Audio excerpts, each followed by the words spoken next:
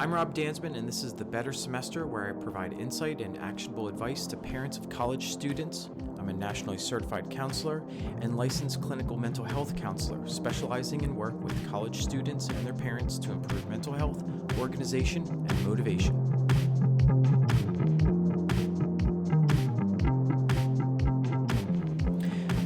Psychological testing: when to figure out what's really going on.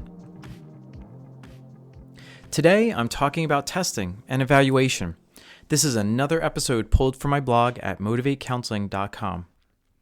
When I talk about testing, I'm thinking about the general idea of using evidence-based tests to provide data on neurological, psychological, and physiological functioning. Testing might include blood tests, sleep tests, psychological testing, or neuropsychological testing. One or more of these is recommended when there's a lack of clarity in understanding underlying causes. Clinicians often see symptoms, like poor concentration or lack of motivation, and immediately jump to solutions or interventions, for example, medication or therapy. But without understanding the root cause, or at least our best working hypothesis, we may waste time and money treating the wrong thing. In some cases, we risk making things worse.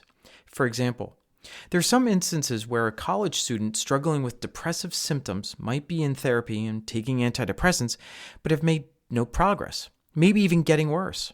With a blood test, we might discover they have an underlying autoimmune disease that affects the thyroid, like hypothyroidism, which in turn mimics, maybe even causes, depressive symptoms. In some studies, use of antidepressants actually was found to sometimes cause hypothyroidism. When sleep is disrupted, either cause or symptom of other issues, college students may benefit from a sleep study. These may identify undiagnosed sleep problems that are caused or correlated with mood, cognitive function, and energy levels. Psychological testing is often seen as mysterious, subjective, and more like a Ouija board, when in fact it's actually quite the opposite.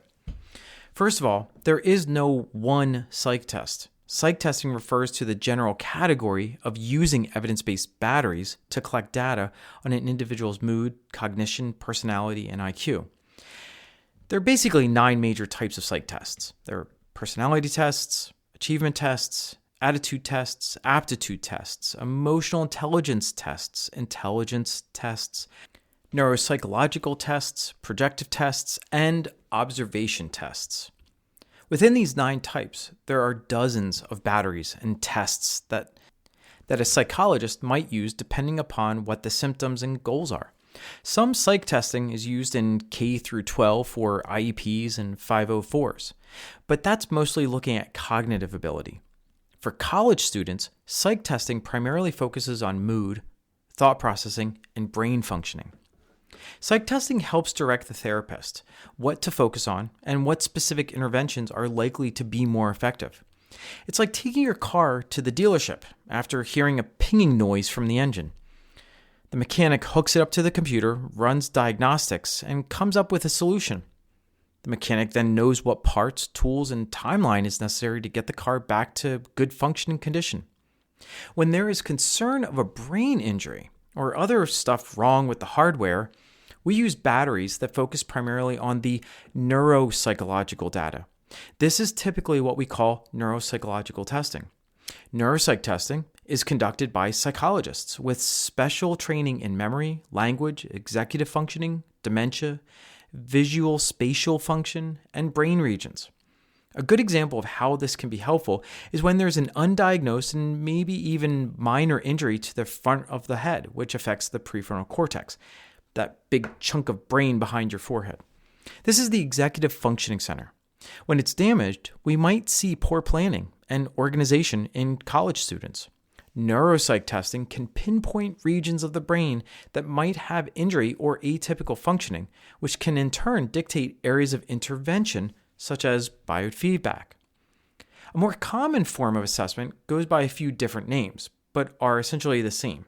A clinical intake assessment, also known as the biopsychosocial assessment, collects objective Information such as medication and dosages, as well as subjective information like lists of stressors and perceptions of previous events that clinicians can use to develop a basic clinical treatment plan. These assessments are used by therapists, social workers, and residential treatment programs when clients first start treatment. There are also career and personality assessments, which, while not evidence-based, provide helpful insights into interests, personality, and skills.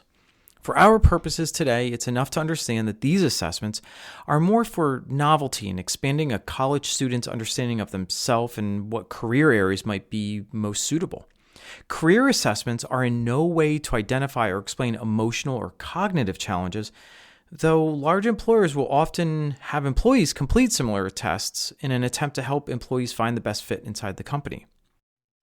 Let's continue to move past the general overview and drill down into what most of you will be exploring, which is psychological testing. Here is a breakdown of what to expect when you suspect psych testing might be necessary. First thing is finding someone to do the testing.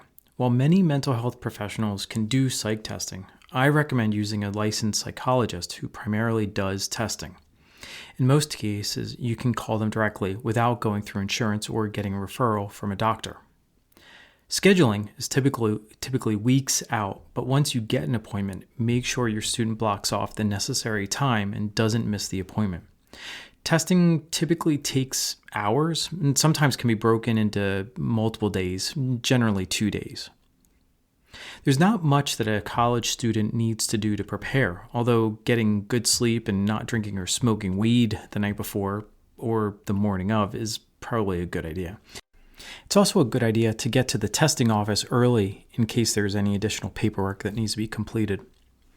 About 2 weeks after testing is complete, the psychologist will often provide a results meeting when he or she will go over what tests were conducted, results that were found, and recommended interventions.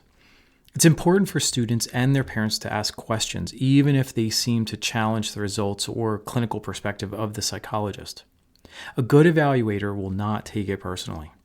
If the psychologist doesn't offer this results meeting, it's essential that the student or parent requests it. Once you've got your results and copy of testing in hand, forward it to the therapist if there's one involved already.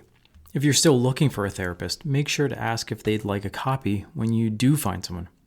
As a therapist myself, I always prefer to have too much info on students rather than too little. Though some therapists want to gather everything directly from the client and not be, quote-unquote, skewed by outside data. I'm really not a fan of that approach since evidence-based analysis of psychological conditions is a solid anchor point for therapeutic intervention. This is the typical procedure for testing, and your experience may differ. The important thing to remember is that psych testing is a good evidence-based way of determining someone's psychological state and coping mechanisms at a specific point in time. The results help clinicians decide how best to help the student. Okay, that's it for this episode on testing and assessments. For more info, check out my blog at motivatecounseling.com or my 2 books on Amazon. Just search for my name, Rob Dansman.